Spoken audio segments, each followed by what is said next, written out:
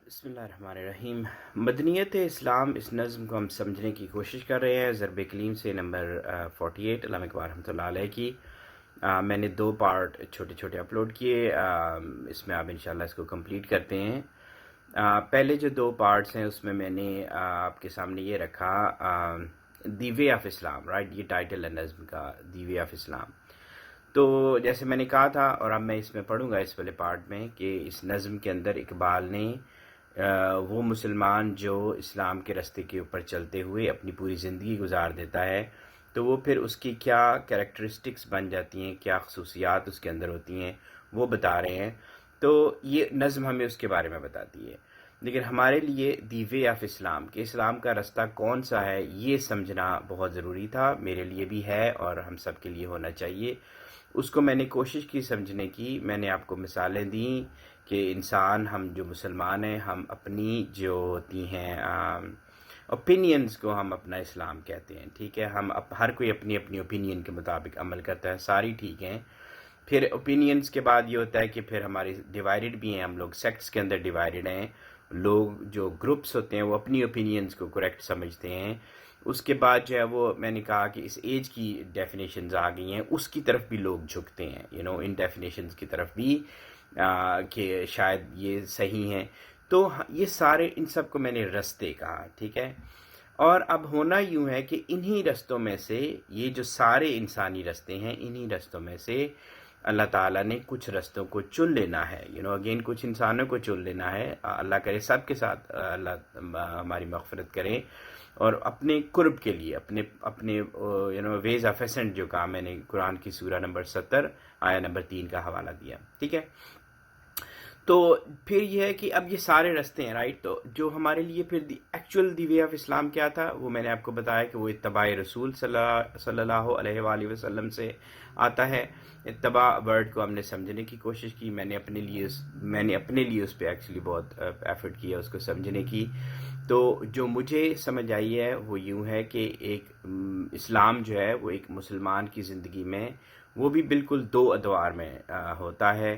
آپ اس کو، میں کیا کہہ رہا ہوں، اس کو سمجھنے کی کوشش کریں۔ ایک مکی دور ہوتا ہے، ایک مدنی دور ہے، ہمیں حضور صلی اللہ علیہ وسلم کا نمونہ اپنے سامنے رکھنا ہے، اور پھر ہم نے ایز اے سیڈ کہ ہمارے لیے بھی 2 ہی ادوار ہوں گے۔ میں بات کو اس لیے اس طرف لے کے جا رہا ہوں چونکہ ہمارے ہاں ایک ہم لوگ جو ہے نا وہ عادی ہو چکے ہیں مدنی دور کو، اس کے فوائد حاصل کرنے کے۔ ہم ایک سوسائٹی بھی بنانا چاہ رہے ہیں، اور اگر ہم مسلمان بھی ہیں تو ہم چاہتے ہیں کہ وہ سارے فوائد جو کہ ایک مدنی دور کے اندر مسلمانوں کو ملے، ہمیں وہ ابھی سے ملنا شروع ہو جائیں، حالانکہ ہم نے کوئی پریکٹیکلی مکی زندگی گزاری ہی نہ ہو اپنی ذات کے لیے، تو ان باتوں کے مطلب ہیں، آپ ان کو سمجھنے کی کوشش کریں۔ اگر آپ کو سمجھ نہیں آ رہی، اگر آپ کو زیادہ پتہ ہے تو مجھے بتائیں، اگر آپ کو نہیں آ رہی تو آپ میرے سے پوچھ سکتے ہیں کامنٹس میں، کہ ہمارے جو ہے نا مطلب اگین میں نے کہا کہ مشاہدات حضور صلی اللہ علیہ وسلم کے، جو اب حضور صلی اللہ علیہ وسلم کا جو رستہ ہے وہ ایک ہی رستہ ہے، رائٹ، ان کا رستہ کوئی اور ٹریول نہیں کر سکتا، چونکہ ان کے رستے کے اوپر پھر آپ کو نبوت ملتی ہے، ختم نبوت ہے، ان کے رستے پہ پھر معراج ہے، ان کے رستے پہ اللہ تعالیٰ کا وہ قرب ہے جہاں پہ کوئی انسان نہیں جانتا کہ ان کے اور اللہ کے درمیان کیا بات ہوئی۔ تو وہ ایک رستہ ہے جس کو کوئی بھی ٹریول نہیں کر سکتا، اس کے اوپر کوئی نہیں چل سکتا۔ تو لیکن یہ جو رستہ ہے حضور صلی اللہ علیہ وسلم کا، یہ ہمارے سامنے مثال ہے اسی کائنات کے اندر۔ یہ میں نے اس کو کہا کہ ان کے فٹ سٹیپس جو ہیں وہ ابھی تک ہیں، اسی دنیا میں، اور دنیا سے آگے نکلتے ہوئے اگلی ڈائمنشن میں وہ سارے ہیں، اسی طرح سے روشن ہیں۔ تو ہمارا کام یہ ہے کہ ہم مطلب جو ہے نا، میں نے اس کو کہا کہ آپ پورا فٹ سٹیپ کے اوپر نہیں رکھ سکتے پاؤں، اس کا مطلب یہ کہ ہم جو ان کے مشاہدات تھے نا، ہم ان تک پہنچ ہی نہیں سکتے، جہاں تک وہ پہنچے کوئی مسلمان جو ہے وہ اس تک نہیں پہنچ سکتا، ان تک نہیں پہنچ سکتا، لیکن ہمیں رستہ وہی ڈھونڈنا ہے، انہی کے قدموں کے پیچھے، رائٹ، انہی کے اگر آپ اس ایک قدم کو لیں کہ وہ روشنی کا ایک منبع ہے، رائٹ، تو اس میں سے جو ایک ذرہ ہوگا نا روشنی کا، اگر ہمارے نصیب میں وہ بھی آ جائے نا، اور ہم اس کو فالو کرتے جائیں، تو ہم اس ویز آف ایسنٹ تک پہنچ سکتے ہیں جو اللہ تعالیٰ نے قرآن میں کہا ہوا ہے، نمبر 70 and 3، اوکے۔ تو آئی تھنک، اور یہ اگین اور یہ ہمارے مشاہدات ہوں گے، ہم سے بھی اللہ تعالیٰ، ہم سے بھی، ہمارے اوپر بھی اللہ تعالیٰ جو ہے نا وہ ہم کلام ہوتے ہیں. اب ان باتوں کے مطلب اس طرح نہیں ہے جس طرح کہ ہم کلام ہونے کا مطلب یہ ہے کہ آپ کے دل کو سکون ملتا ہے، آپ کو اپنا زندگی کا مقصد پتہ چلتا ہے کہ آپ نے کیا کرنا ہے، اور اللہ تعالیٰ کے کرنے کے طریقے ہیں، بات کرنے کے طریقے ہیں. یہ ساری باتیں قرآن میں ہیں، لکھی ہوئی ہیں اس طرح سے. تو ایک مکی دور ہوگا ایک مسلمان کا، اس کا ایک مدنی دور ہوگا.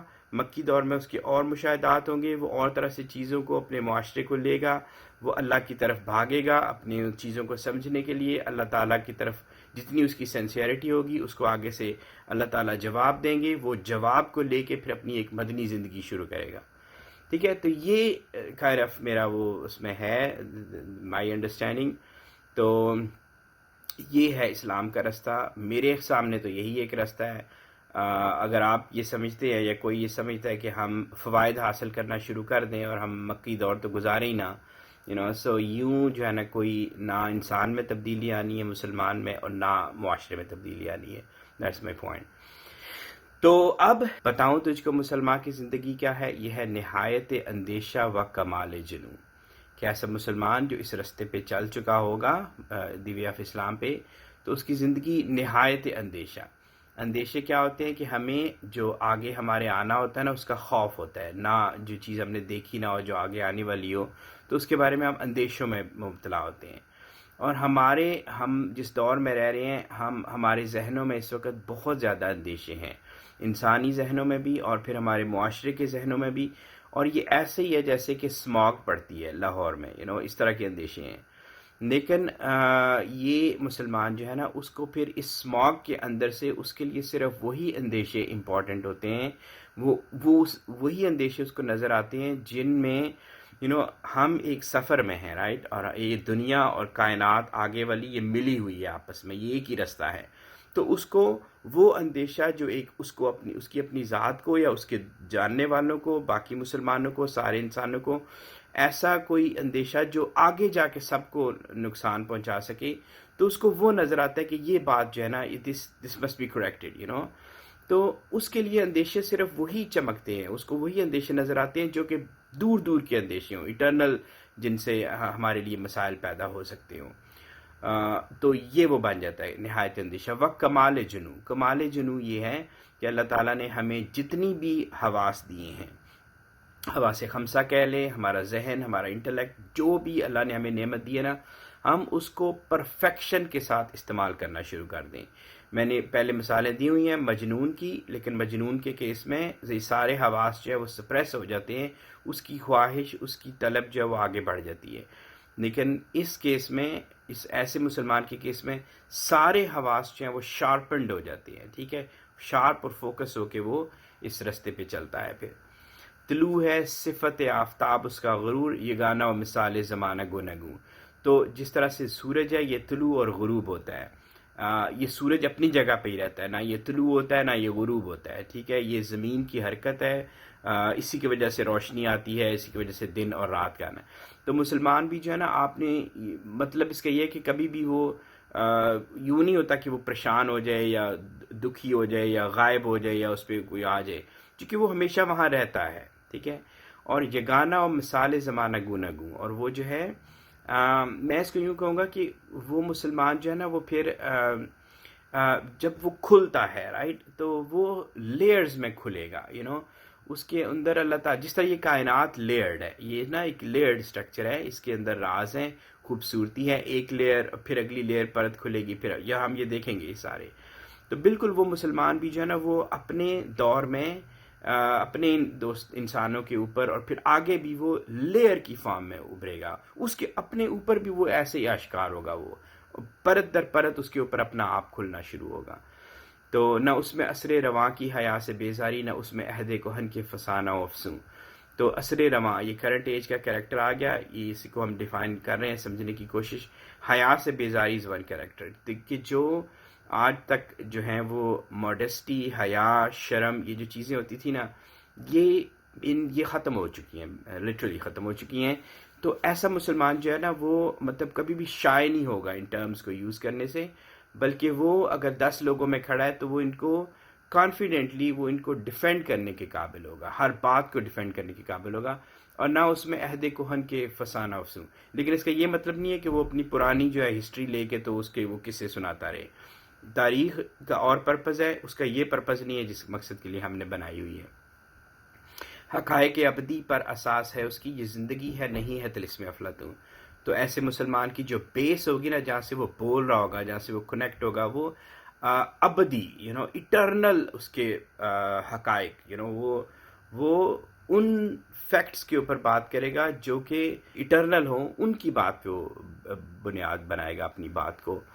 اور چونکہ یہ زندگی ہے، اور زندگی جو ہے نا رہنے کا نام ہے، یہ طلسم افلاطون نہیں ہے، یہ فلسفے کا سبجیکٹ نہیں ہے. زندگی ایک رہ کے گزارنے اور اس کو محسوس کرنے اور سمجھنے کا نام ہے. یہ ایک ٹاپک نہیں ہے، کانسیپٹ نہیں ہے، یہ فلسفہ نہیں ہے. عناصر اس کے ہیں: روح القدس کا ذوق جمال، عجم کا حسن طبیعت، عرب کا سوز درو. یہ بہت بڑا شعر ہے. اس کے لیے میں ریکویسٹ کروں گا، مجھے امید ہے کہ انشاءاللہ کوئی نہ کوئی I'm gonna use a word صاحب نظر، مجھے امید ہے کہ انشاءاللہ کوئی نہ کوئی صاحب نظر آئیں گے. وہ ہمارے اس ہم جو کبھی کوئی آئیں گے اور وہ اس کے اوپر کمنٹ کریں گے جو ایکچوئل میں صاحب نظر ہو، ہمارے لیے گائیڈنگ سورس بنیں گے کوئی. اور بیکاز آئی نیڈ گائیڈنس، مجھے بھی چاہیے. تو میں اس شعر کو رکھتا ہوں، اس پہ میں بات نہیں کروں گا. آئی ہوپ کہ انشاءاللہ سم ون ایلس بہت اچھے طریقے سے اس کو اگین جو صاحب نظر ہیں وہ اس کو ایکسپلین کریں گے کہ اس کا کیا مطلب ہے. عناصر اس کے ہیں: روح القدس کا ذوق جمال.